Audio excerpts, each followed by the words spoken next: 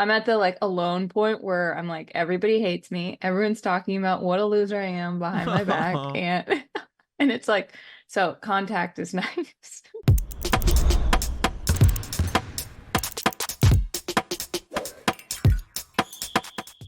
Welcome to Oddball. I'm Amin Elhassan, and a slightly healthier Charlotte Wilder joins us. I don't know. I feel like for those of you watching on YouTube, which you all should be, I also sound a little bit like a mouse. I look paler today. Maybe I didn't do as good of a job with the bronzer, but every day onward and upwards, Amin. How are you feeling? I haven't asked you that enough. Sarah Paler. Oh, I'm begin. My brain is beginning to be addled as well, but I think that's just trade deadline fever. That's a real oh. strong case that's coming down. I know this is airing well after the trade deadline. Yes. We're recording this well before the deadline, so let's just Yes. pretend for a second, Charlotte, that we Mhm. know what deals happen. Oh my God! Can you No believe? way. Insert name here. Got traded to insert team name here. Whoa, that was such a What? crazy deal. Are Yeah, you're man. telling me that insert name here actually they sent him away for insert number of picks here? I did not see that coming. Oh my God. Well, I don't even know why I did that time. I wasn't even saying anything. Oh my So God. to make up for this is what hmm we're gonna do today. We're gonna do bet the show a little bit later, hmm but we're also gonna unveil something that Charlotte and I have been working on for all of about, man, maybe 30, 40 minutes, Yeah. which is funniest trades we wish would have happened. hmm We're going to go out on a limb and say that these trades had no chance of happening in the couple hours in between us talking about this and this. However, if they happen, oh my Let, God. let it be known. We called it. We Yes. called it without even knowing we called it. Yes. But first, I do want to talk about things that have actually happened in the league. All right. And hmm we'll start with you're wearing green. We'll Yes, go to it's not a Celtics shirt. I don't know what no, it's Pine City Slow Pitch. I don't even know what that is or where I this think came that's from. a softball league. Yeah, it feels like it, right? Yeah, all right. Well, this was a softball trade for the Celtics because they hmm got Xavier Tillman for basically nothing for a couple of second round picks. And Yes. all season long, even in the offseason, everyone was gushing about the Celtics. And I said, I just don't know about their depth. I don't know about their depth, and I don't know about their size behind Porzingis. hmm Horford is 100 years old, and the hmm next guy off the bench is either Luke Cornett or Neemias Queta or some of these other guys that are just not rotation caliber players. hmm Ladies and gentlemen, they went and got themselves a more than rotation caliber player. I couldn't believe it. I was I, like, it was incredible. And for what was it, two second round or other teams' mm-hmm, second round picks? mm-hmm. I mean, And one guy, oh, that's bad that I can't remember what guy it was. what was his name? It was a guy. Xavier Tillman got traded for Lamar Stevens. There it Lamar is. Stevens is the name you're looking for. See, NBA and people who talk about the NBA, they're just like us. Yeah. Well, because and this is something that we saw. I mean, when we went to the Heat Celtics game and Porzingis got hurt, there Mm-hmm. was the Celtics ended up winning anyway, but there was like a 6 minute period after that where I was like, oh God, he like they're gonna lose now because Porzingis plays such a big role. And then some, I mean, we talked about this yesterday. I called him Luke Kennard, but it was Yeah. Luke Cornett who dunked. So I'm very impressed by the Celtics with going out and getting someone who can also be very, very influential on defense, which I think is going to be huge for them, especially if And, and, Porzingis gets hurt. and he could, I mean, he's got a little bit of to him on the offensive end too. I Yeah. don't think he's just a bruiser go in there. I think he brings something on that side of the ball too. This is an A+ deal for the Celtics. And when you combine this with how they acquired Drew Holiday for hmm a relatively meager price, man, Brad Stevens at this point has to be in the running for executive of the year. I Yeah. can't believe I'm saying this, but it's true, man. Like him and his front office have managed to improve this roster hmm without really giving up a whole lot, which leads me down the path of why the are these teams helping the Celtics so much? I don't know. That is a mystery to me. I don't know what they're thinking. Unless there's some, deal with the devil we don't know about. But I mean, you know what I appreciate about you, among other things, is that you, when you say things like, I can't believe I'm saying this, but then you say it anyway, like you really mean what you say, because I'm shocked to hear you say Brad Stevens exec of the year, but you're an honest man, and I respect that. I'm an honest podcaster, to quote Zach You are. Harper. All right, another deal that happened that I think is a fairly large deal is Buddy Hield getting sent to Philadelphia in exchange for Marcus Morris and the forever on the trading block Furkan Korkmaz and some other assets there. Buddy, outside of the season, it was already clear he wasn't going to be one of Carlisle's favorites. He had wanted a trade away once he couldn't come to an agreement on an extension with the team. Philly obviously now has an offensive hole, if not obviously a size hole, but they have an offensive hole as long as Embiid is out. And Buddy Hield is a guy that can get you points in a hurry at a high rate. And then when Embiid does come back, he's a guy that fits in perfectly alongside Joel Embiid. Yeah, I thought this was very, very smart, especially after watching Sixers Warriors last night. It's like they need something. I mean, and Buddy, I think he can be it. So congrats to Philadelphia, except also sorry, Philadelphia, for everything. Yeah, sorry, Phil. Well, I mean, like, this is a nice little look. We now know that Joel Embiid is going to be back at some point during the season. So Mm-hmm. this is like a nice little band-aid. It's not, Yes. again, I think they still have work to do. Maybe they've already done that work by the time this airs. But Mm-hmm. this is a nice kind of keep us floating and keep us treading water in the East until our Yeah. guy comes back. Another little bit of information that came out. Miles Bridges is going to use his no trade clause as a full birds right free agent who was signed to a 1 year deal. He has a veto in his deal. I don't know how many people knew Really. that. And he broke the news via his agent Rich Paul.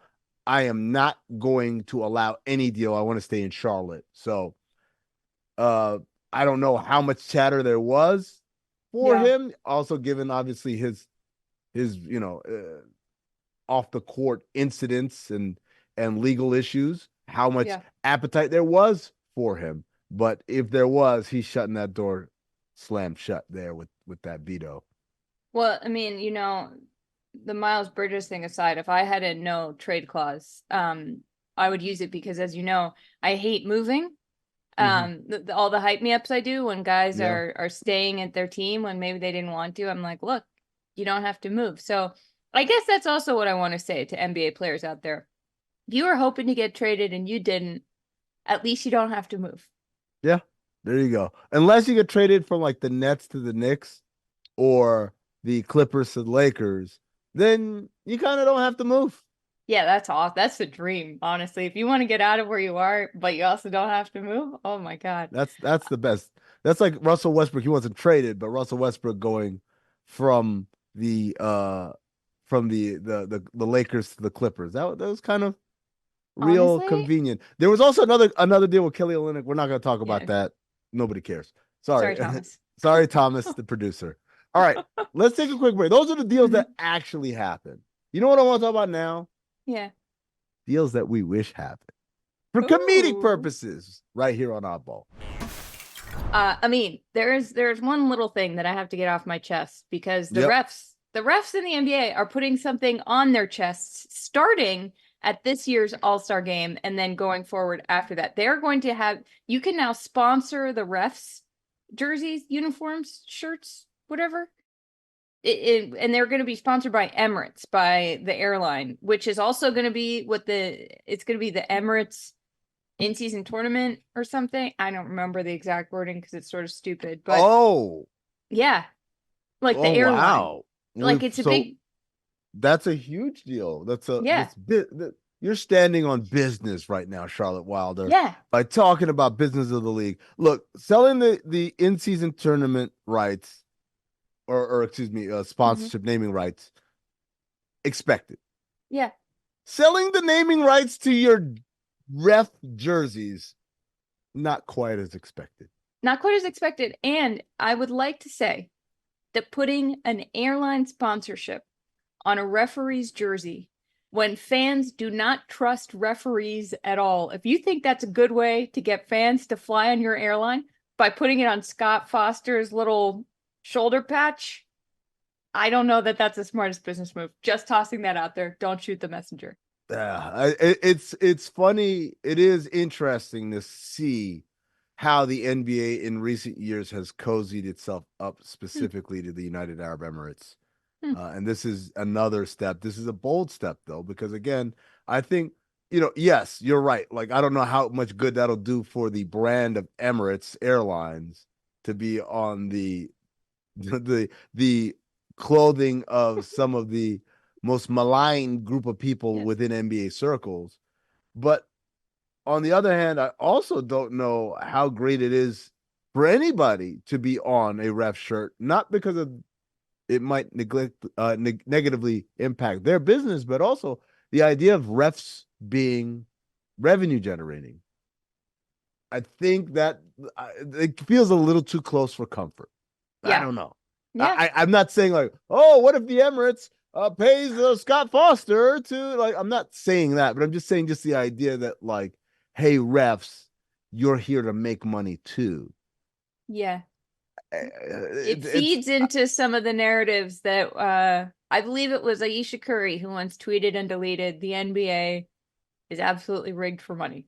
I'm not I'm like kidding. It's not. I'm kidding. yeah, She no, said that. I know I know she said that. I'm just saying I'm not comfortable with Yeah. that, right? Yeah. Not with what she said. Obviously, I don't believe in what she said, but I'm just Right. saying like the idea of what you're saying is that like that attitude is not gonna go away when you stick sponsors on shirts. They're not helping themselves.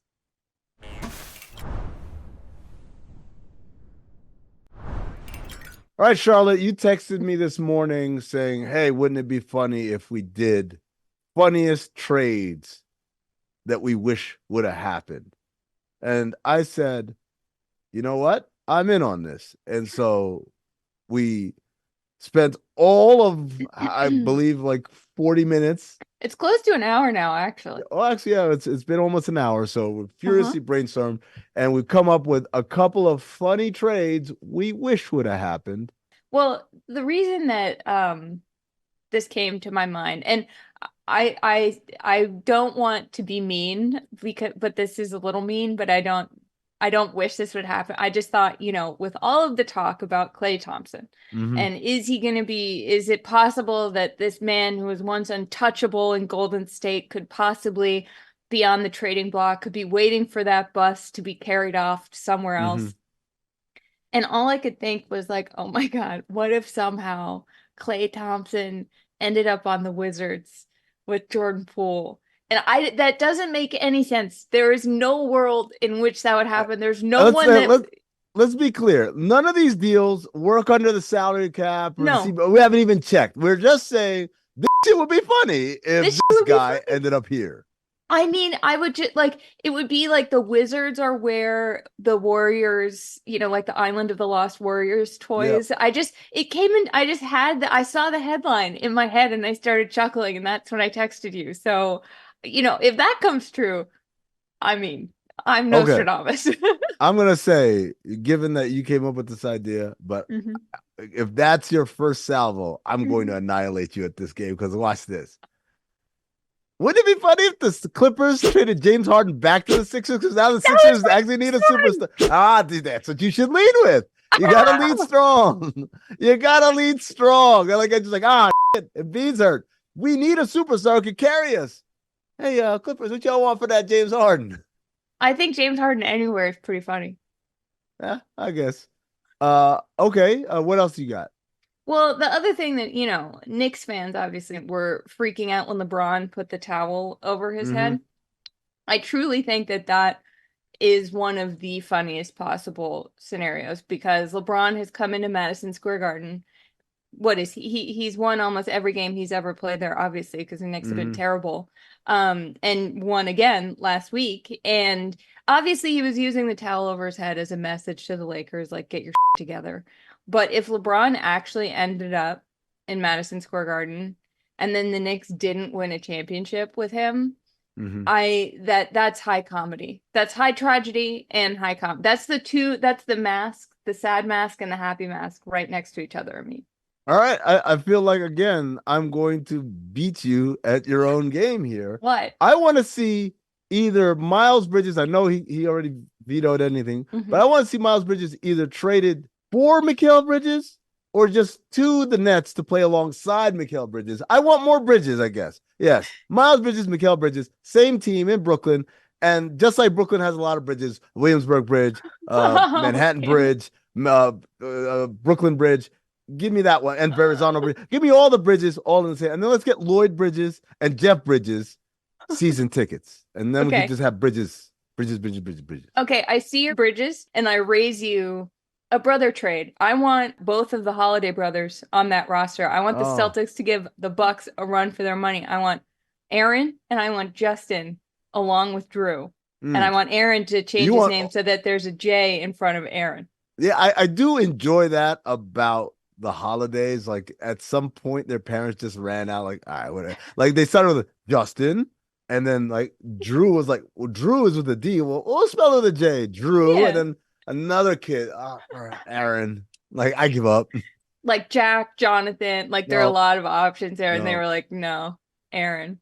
All right, so here's another one that I Hmm. think would be just fantastic. Hmm. I want the entire Detroit Pistons to get traded to Grand Rapids. That's right. I just want them sent down to the G League. Everyone, Monty included. Everybody's got to go. I like the idea of Monty saying, "You guys, you guys served well, man. Congrats, and best of luck to you in your journey." And then Troy Weaver says, "Monty, you're going with them." Like Oh no, me? no. Yeah. And then the president of the Pistons, you're on that bus too, like me. And then And then Tom Gores sends to Stefanski and tell him, "Hey guys, hey, the bus too." And they're like, "Me?" And then Adam Silver walks up and says, "Tom Gores, your ass is going to Grand Rapids too." Everybody who works for the Pistons, affiliated with the Pistons anyway, take your ass to Grand Rapids. okay, so who then fills the void for the Pistons? Is there an emergency draft like when that Reddit user was like, "What if we kill all of Yeah. the Nets players?"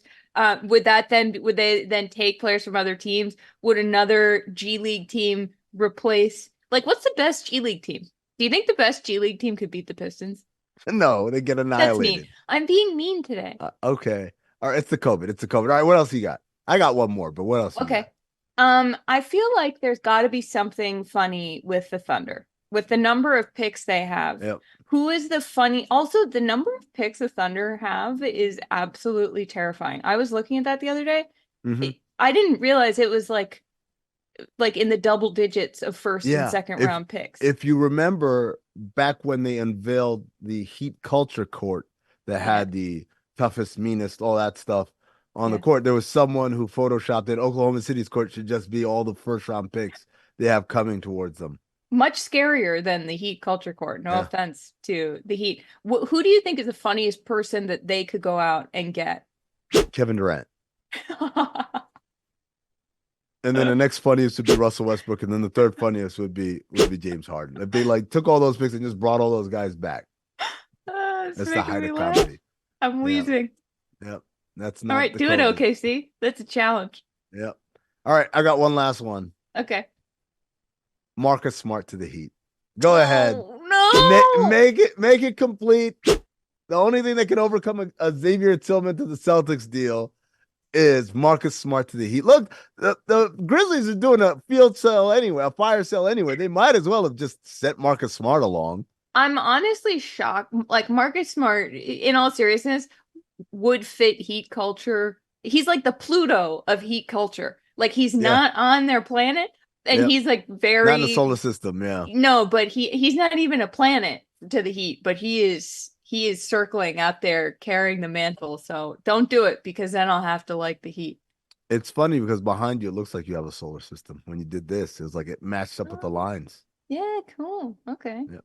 Let me try to do it. Now that you're trying to do it, you're awful at it. But There, when you're doing it without any knowledge, you were actually pretty good. and then you do the hokey pokey. Anyway, coming up at the show.